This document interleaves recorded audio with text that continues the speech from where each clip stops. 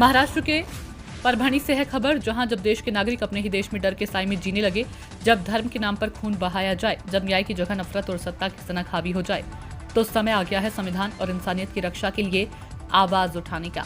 आज हम महामहिम राष्ट्रपति महोदय से निवेदन करते हैं कि देश भर में मुसलमानों पर हो रहे अन्याय, अत्याचार और असंवैधानिक कार्रवाइयों के विरुद्ध तत्काल हस्तक्षेप करें। देश के कोने कोने से आ रही खबरें दिल दहला देने वाली है। कभी गौकशी के नाम पर बेकसूरों की मॉब लिंचिंग, कभी पुलिस कस्टडी में हत्या, तो कभी घरों, दुकानों, मस्जिदों और मदरसों पर बुलडोजर। सिर्फ धर्म के नाम पर मुसलमानों को निशाना बनाया जा रहा है। इसलिए राष्ट्रीय मुस्लिम मोर्चा की ओर से कलेक्टर के माध्यम से राष्ट्रपति को ज्ञापन सौंपा गया। हनीफ शेख की रिपोर्ट।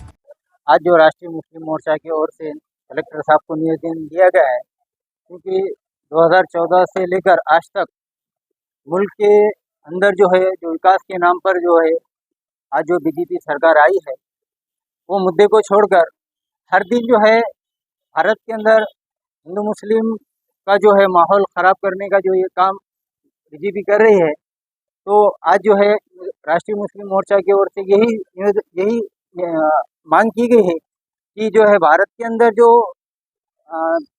धर्म के नाम पर जो मारा जा रहा है, और भी कई जो है हर धर्म को जो है टारगेट करके जो है मुद्दों को जो है हटाकर जो है पब्लिक को जो है एक तरफ जो मुद्दों को हटाकर जो है जो विकास के नाम पर उन्होंने जो इलेक्शन लड़ा था वो तो काम नहीं किया, लेकिन दिशा भूल करने का जो बीजेपी काम कर रही है, अपने जो है जो काम करने के वो करे।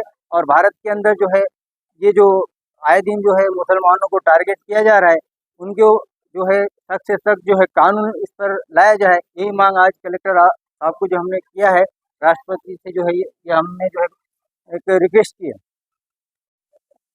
आज राष्ट्रीय मुस्लिम मोर्चा मार्फत निवेदन देण्यात आले आहे। ते निवेदन याच्यासाठी आहे की जे भारतामध्ये सांप्रदायिकताच्या आधारावर देशभरामध्ये मुसलमानाच्या विरोधामध्ये जी मॉब लिंचिंग व्हायली आणि ते मॉब लिंचिंगच्या माध्यमातून त्यांच्या हत्या केल्या जायल्यात, त्याचबरोबर मुसलमानाच्या मस्जिदीवर, मदरशावर आणि वस्त्यावर आणि ईदगाहवर हे बुलडोजर चढवून त्यांच्या म्हणजे कायदेशीर कारवाई करण्यासाठी न्यायालयाने त्यांना स्थगित दिले असताना सुद्धा केंद्र सरकारद्वारा अशा कारवाया मुसलमानाच्या विरोधामध्ये जाणीवपूर्वक या देशामध्ये केल्या जात आहेत।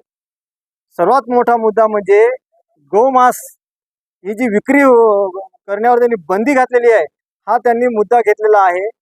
ह्याच्या विरोधामध्ये आज देशामध्ये संपूर्ण देशभरामध्ये राष्ट्रीय मुस्लिम मोर्चाच्या माध्यमातून आम्ही निवेदन देत आहोत।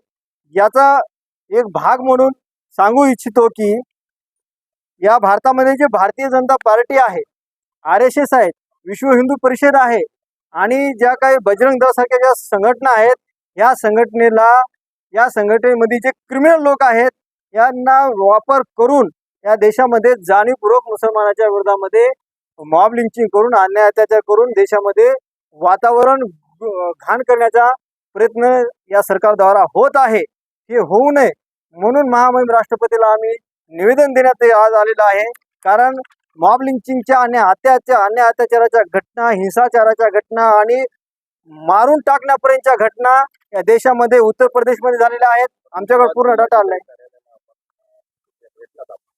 मी तुम्हाला आज जे सांगितलेलं निवेदनाद्वारे हे कलेक्टर साहेबाला आम्ही चर्चा केलेली आणि चर्चेच्या माध्यमातून कलेक्टर साहेबांनी सुद्धा राष्ट्रपती महामहिम यांना आमचे संघटनेच्या माध्यमातून आज आम्ही निवेदन दिलं आहे।